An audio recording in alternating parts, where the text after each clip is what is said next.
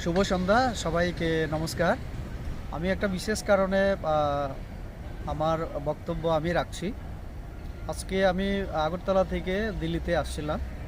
আমি যখন এয়ারপোর্টের ভিআইপি লাউঞ্জে আমি গেলাম, আমাকে প্রোটোকল অফিসাররা নিয়ে গেলেন। তখন আমি দেখলাম আমাদের সুদীপ ভাই বর্মন এবং আশিস শাহ মহোদয়রা সেখানে ছিলেন, তাদের সঙ্গে আরও কয়েকজন ছিলেন।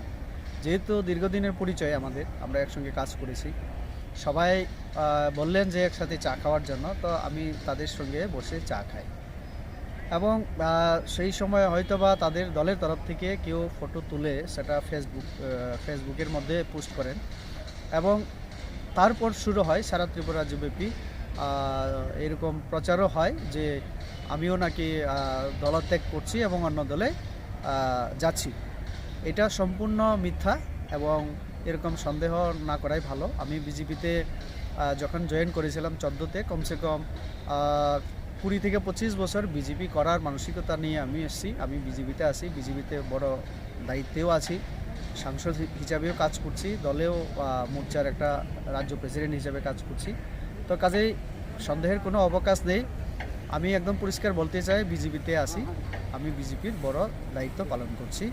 এরকম কোনো সন্দেহ কেউ যেন না রাখে। সবাইকে ধন্যবাদ।